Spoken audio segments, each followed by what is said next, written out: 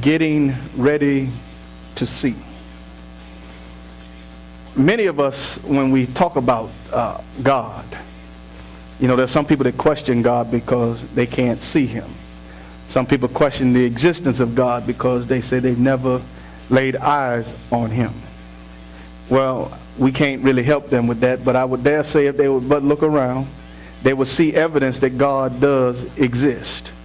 If they would just look at some of the things that are before them, they would determine that there is a God. Now, whether they believe in him or not after looking around, that's still up to them.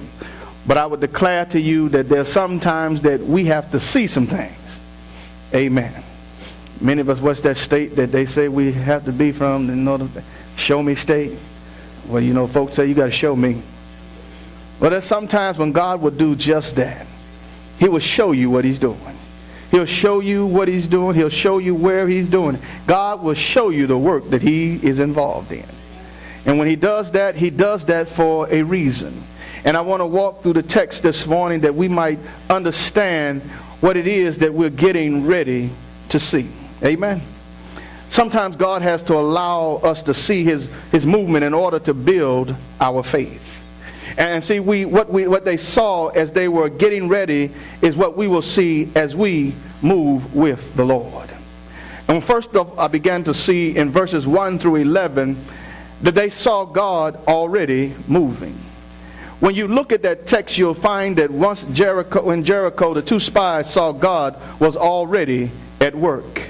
When you began to move down to verse 10, you see that God had already prepared a way for the Israelites. He had already begun to prepare the victory that they were going to experience. In other words, God was already working in Jericho. God had already begun to do what he planned to do in Jericho.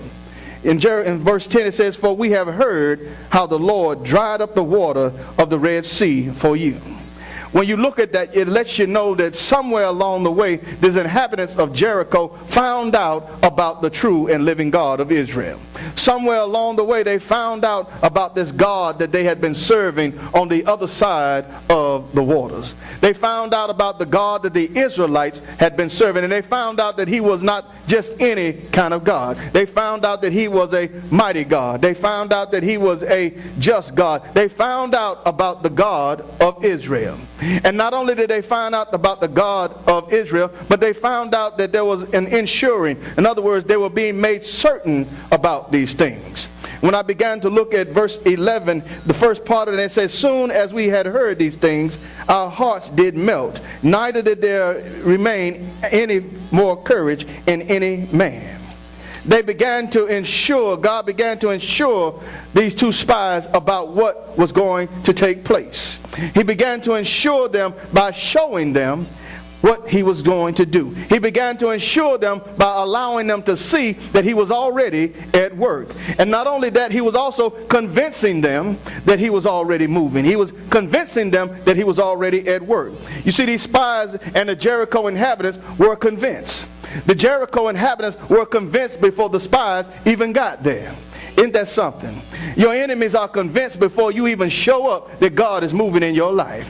I don't know about you, but every now and then there's some enemies that rise up in my life. And every now and then God has to show them that he's working in my life. I know you have the same experience. There's sometimes some folk have been putting their mouths on you. But God has been moving ahead of you already. No matter what they say, it's not going to come to pass. No matter what they say they're going to do, they won't be able to accomplish it. Why? Because God is already moving in your life. And he's shown you that because he's shown you the victory already. There are a lot of times when you have information ahead of time and you're wondering why you got the information that you have now. It's because God is showing you that he's already at work. He's showing you that he's already moving in your life. And that's exactly what he was doing here with these two spies. He was showing them that he was already there. He was showing them that he was already moving on their behalf. I like that when God moves on my behalf. I like it when God goes ahead of me and begins to prepare the way. I like it when God comes and he ensures me that everything is going to be be all right. I like it when God shows up and he shows me in such a way, it convinces me beyond a shadow of a doubt that God is moving on my behalf. And you ought to like it too when God shows up and he begins to move in your life. He begins to move in your world. He begins to move in your situation, showing you that he's already there. Isn't it something when you find yourself looking for God, but he's already there? Isn't it something when you find yourself looking for the move of God when he's already moving? All you have to do is pay attention to what's going on around you, and you'll see that God is already moving. Sometimes things happen in your life and you can't quite figure them out. Sometimes things happen in your life and you quite don't understand it. But realize that if you're a child of God, sometimes God is already on the move. No matter what they may look like at that very moment, God is already on the move. And you see, these two spies, they had to overcome some things because they had been sent out one time before with 10 other spies. And when they went to spy out the land, they said it's everything that God said it was. It was a land flowing with milk and honey. The grapevines are too big for us to carry. But the 10 other spies came back with a bad report. They said the only thing that's a problem in the land, there's inhabitants in the land, and they are giants unto us. And the people believed the report of the 10, and they failed to believe the report of the 2. Well, Joshua decided this time, I'm going to send some spies into Jericho to see what we're dealing with, to see how we're going to attack. But the problem that we find is when you send out some people, sometimes those people that you send out, they may need some convincing. They may need to have their eyes open so that they can see. And God understood this. And so as these 2 spies went out, and he never did tell Israel about it. The only people that knew about this mission were the 2 spies and Joshua. And as they found themselves in Jericho, they found themselves spying out the land, spying out the army, spying out the city wall, and they found themselves there on a secret covert mission.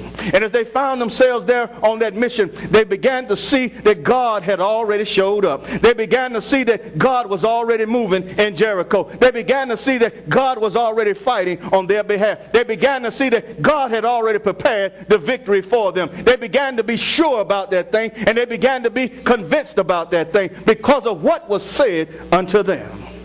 You'll find that God is already moving. But not only that, when you look at verses 12 through 14, they saw that their faith increased. When I look at that, it says their anticipation grows. In verse 12 it says, now therefore I pray to you, swear unto me by the Lord, since I have shown you kindness, that you will also show kindness unto my father's house, and give me a true token.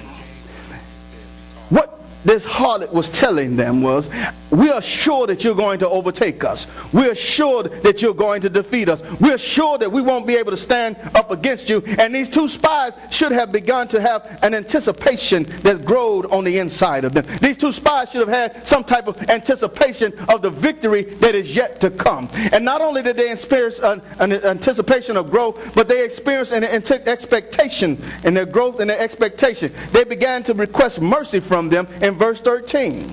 She said, and they that will save alive my father and my mother and my brethren and my sisters and all that they have, and deliver us from our death.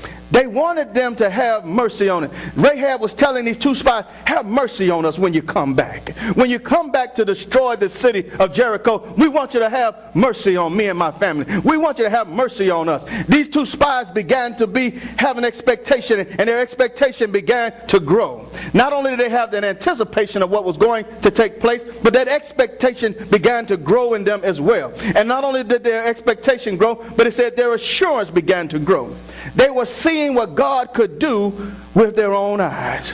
They began to see that God had already began to melt the hearts of these people. He began to see that the inhabitants of Jericho were already defeated before one blow was even struck. He began to see that these inhabitants of Jericho realized that they weren't going to be able to stand against the army of Israel. And there's sometimes when the enemy realizes he's not going to be able to stand against you.